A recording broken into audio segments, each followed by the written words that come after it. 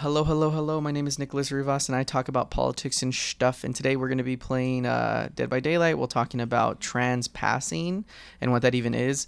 I just saw this exchange on Twitter, and it was one of the funniest things I've ever seen in my life, where a transphobe was kind of caught in her own argument, and it backfired on her. And I'll give a little context. So there's this thing called passing for the trans community where many trans men, trans women always have this kind of threat of, I don't look male if I'm a trans man. I don't look female. I don't look like I can pass, right? Like you're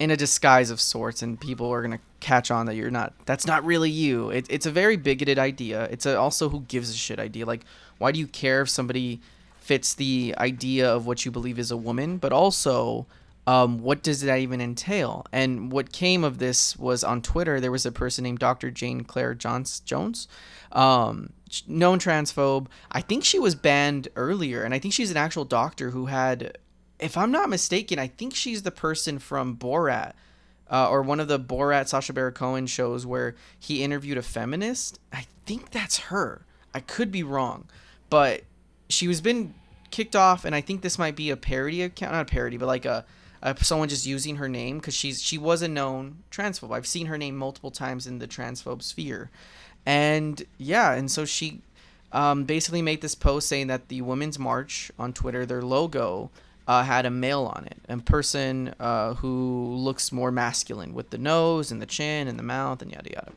So this caused a funny discussion because a lot of transphobes, and I call them transphobes, I don't think they're trying to have a good faith discussion, because at the end of the day, who gives a shit? Like, how do you tell what a woman is if you don't see their genitalia? Like, using their logic, like, I don't know what this person's face is supposed to look more feminine or masculine. I don't know what that means. So, so she put, like, why did they have a male's face? And it's like a silhouette. It's a silhouette of like of three women, supposedly, and one of them looks more masculine.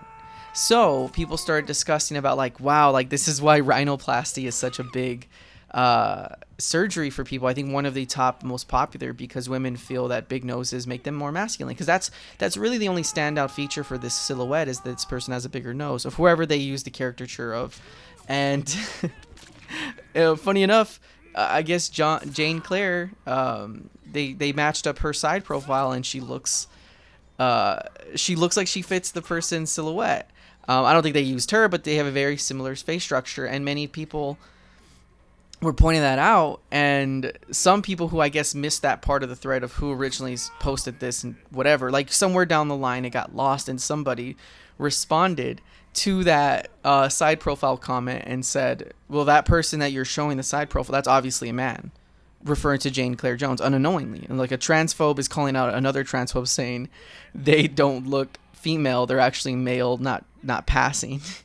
And so it's like the transphobe comments shoot back at you. Like, they don't have consistency. There's no such thing of what a female or male looks like, right? Like, it's so subjective. I've seen the most masculine women have children. How the fuck are they not women? And it's a dumb discussion, because unless I'm like in their genitalia, who gives a shit, right? But even then, it's like, well, there's surgeries that can even pass that. So the whole subjective argument is just thrown out the window too, because who gives a shit? And even if you try to use some logic, who gives a shit? But it's funny to see it just come back and haunt them, like their sarcasm is to the roof, and we'll never know. The idea that they're even arguing about this is stupid, but the idea that they can kind of attack each other because of their weird phonology, where the measure, what people used to use back in the Nazi days, where they would measure your head and say, oh yes, you're a button pusher, like it's all dumb pseudoscience, laced in bigotry, which is going to lead me to another video I'm working down this week, about this kind of bigotry that it comes to these many conspiracy or communities, like the transphobes, and they are transphobes.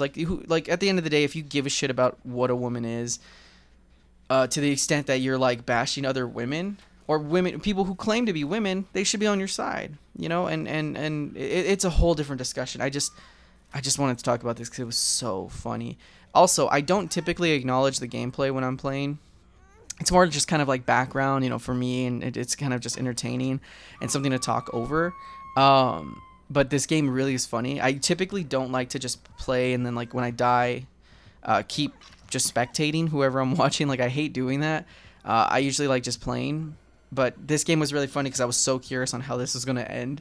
Because we just had this guy camping, and our team just kind of went cuckoo bananas on what to do. Like, I think the best thing to do is just ignore the camper, but I think we all just couldn't process it. And this guy just started camping from the get-go, so I didn't know what to do. I'm like, honestly, like, what do you do in this situation? Like, I know you're not supposed to just feed him the camp, but like, I tried to sabotage while he unhooked me, and when I got unhooked, thinking I can like stop him from unhooking her or hooking her.